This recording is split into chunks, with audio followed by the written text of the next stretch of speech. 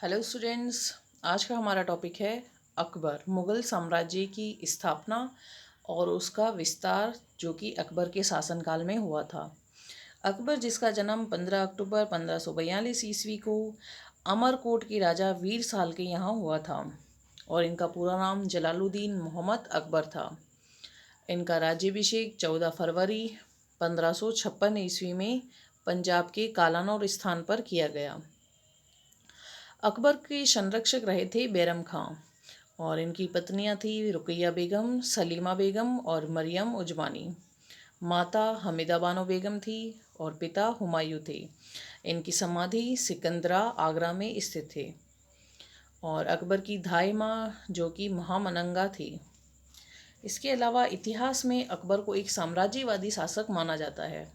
साम्राज्यवादी शासक यानी अकबर ने अपने साम्राज्य का विस्तार कहाँ कहाँ पर किया और क्या क्या नीतियाँ अपनाई।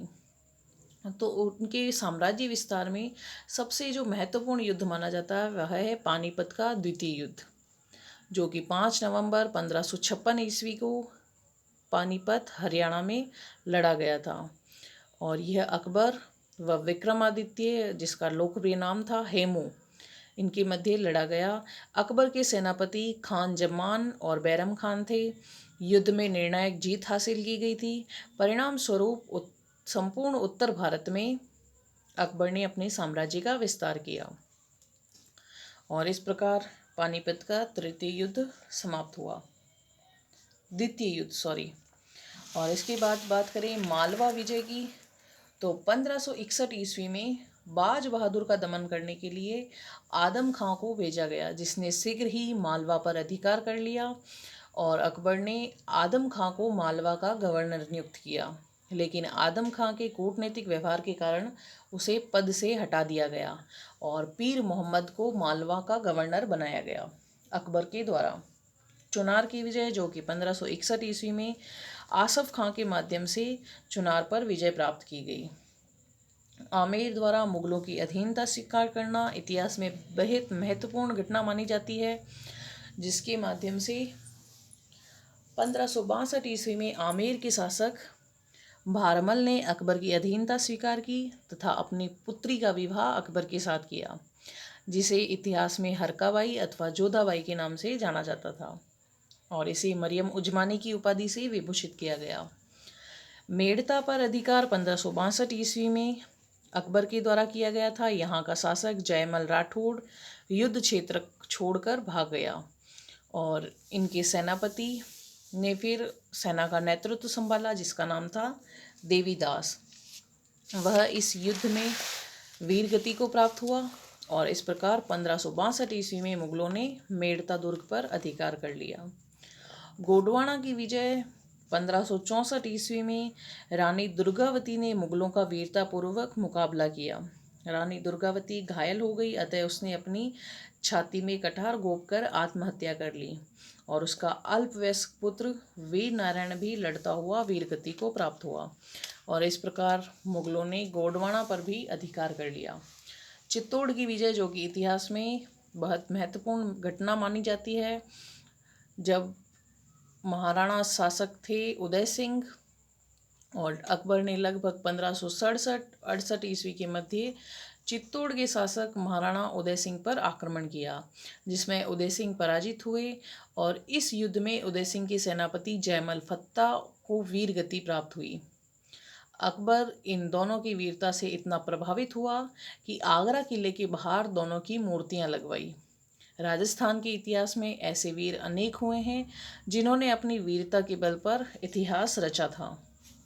रणथंभौर की विजय की बात करें तो 1569 ईस्वी में अकबर ने रणथंभौर के शासक सुरजन राव पर आक्रमण किया। सुरजन राव के पास युद्ध सामग्री व खाद्य सामग्री का अभाव हो गया। परिणाम स्वरूप उसे मुगलों से संधि करनी पड़ी। कालिंजर अभियान, उत्तर प्रदेश का कालिंजर दुर्ग अभेद दुर्गों में माना जाता था। इस समय रीवा का शासक रामचंद्र यहाँ का शासक था। चित्तौड़ व रणथंभौर की अधीनता के बाद रामचंद्र ने बिना विरोध के आत्मसमर्पण कर दिया, जो कि इतिहास में महत्वपूर्ण घटना मानी जाती है।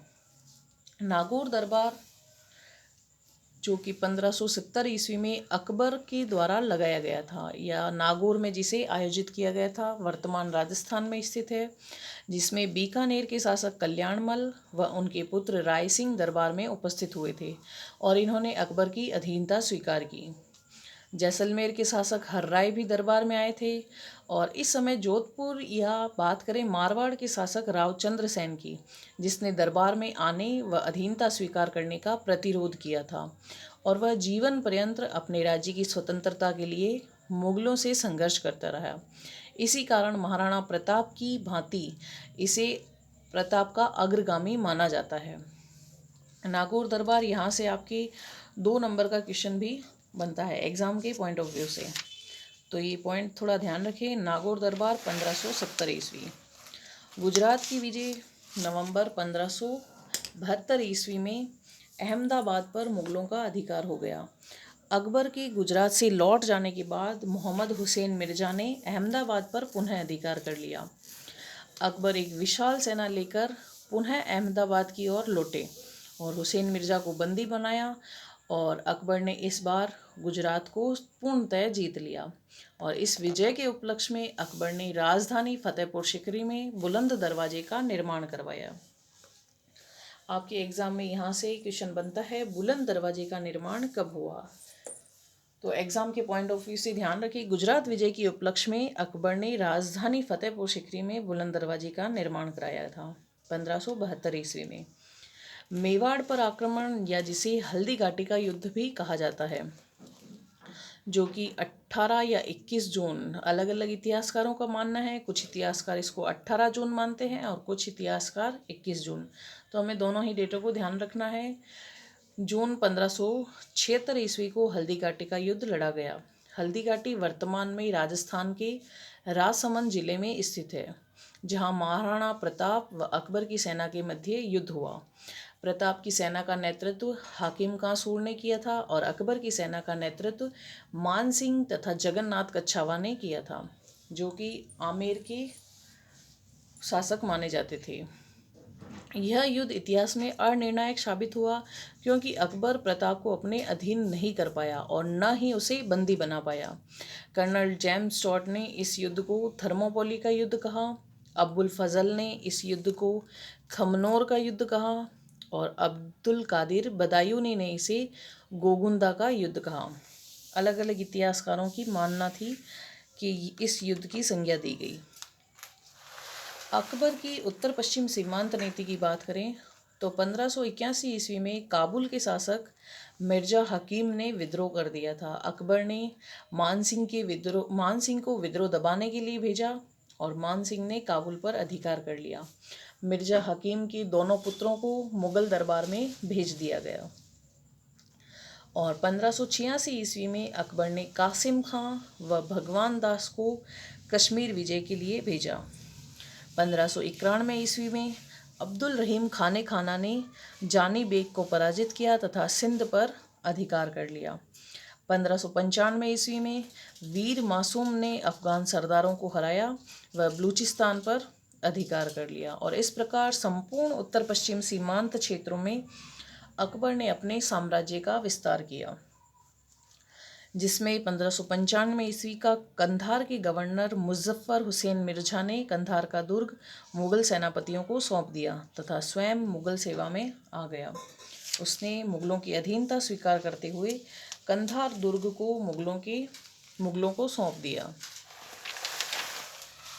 अगला जो महत्वपूर्ण पॉइंट आता है वह अकबर की दक्षिण नीति या अकबर की दक्कन नीति कहा जाता है। एग्ज़ाम के पॉइंट ऑफ व्यू से यहाँ से आपके 5 नंबर का क्वेश्चन बनता है, जिसमें बहमनी राज्य के विखंडन के बाद जो राज्य बने थे, जिसमें खानदेश, अहमदनगर, बीजापुर, गोलकुंडा, इन सबको अपने अधीन करने के लिए अकबर ने 1591 ईस्वी में एक दूत मंडल को दक्षिण की ओर भेजा।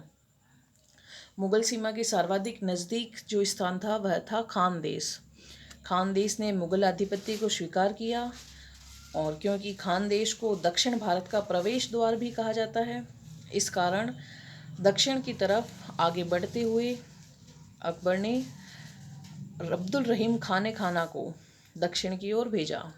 1593 ईस्वी में अकबर ने अहमदनगर पर आक्रमण किया और दक्षिण की ओर प्रस्थान किया। यहाँ के शासक की मृत्यु के कारण अल्पायु पुत्र बहादुर शाह को शासक बनाया गया और उसकी संरक्षिका चांद बीबी को बनाया गया, जो कि बीजापुर के शासक की विधवा थी।